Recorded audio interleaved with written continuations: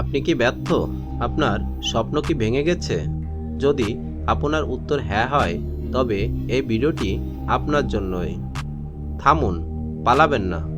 কারণ আজ আমরা দেখাবো কেন আপনার জীবনের সবচেয়ে বড় ব্যর্থতাটাই আপনার সবচেয়ে বড় উপহার হতে পারে।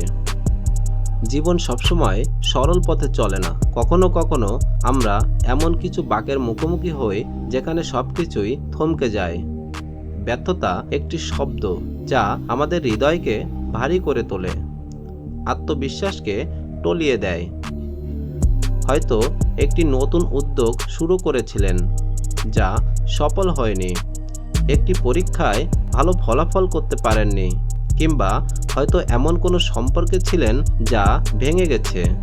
এই মুহূর্তগুলো আসলেই অনেক কঠিন, কিন্তু ব্যর্থতা কি সত্যিই শেষ, নাকি এটি একটি নতুন শুরুর প্রবেশদ্বার?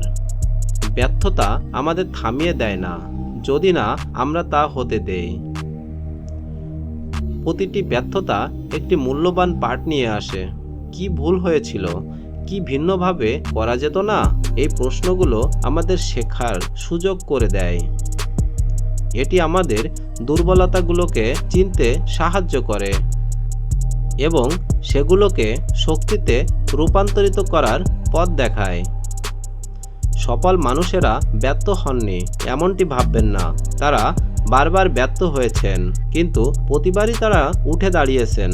তেমনই একজন থমাস এডিসন বাল্ব আবিষ্কারের আগে হাজার হাজার বার ব্যর্থ হয়েছিলেন।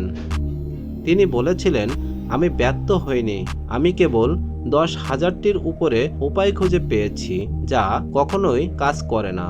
ব্যর্থতা আপনার গন্তব্য নয়, এটি কেবল পথের একটি মাইল ফলক। এটি আপনাকে আরও অভিজ্ঞ, আরও শক্তিশালী করে তোলে। বিশ্বাস করুন, আপনার ভেতরের শক্তি আপনাকে যে কোনো বাধা পেরিয়ে যেতে সাহায্য করবে। তাই চলতি পথে পড়ে গিয়ে ভয় পাবেন না, আবার উঠে দাঁড়ান, ভুল থেকে শিখুন এবং নতুন উদ্যমে এগিয়ে চলুন। কারণ আপনার সবচেয়ে বড় ব্যর্থতাটাই হতে পারে আপনার সবচেয়ে বড় সাফল্যের দিক। হ্যাঁ বন্ধুরা, যেগুলো বলছি সেগুলো মিলিয়ে নেবেন। কেমন লাগলো আজকের এই অনুপ্রেরণামূলক যাত্রা, সেটি কমেন্ট করে জানাবেন। আপনার জীবনে অনুপ্রাণিত করতে এবং সফলতা অর্জন করতে আমাদের চ্যানেলটিকে সাবস্ক্রাইব করে রাখবেন। সঙ্গে সঙ্গে পাশের বেল বাটনটি চালু করে রাখবেন, যেন পরবর্তী ভিডিও সবার আগে আপনার কাছে চলে যায়। ধন্যবাদ সবাইকে।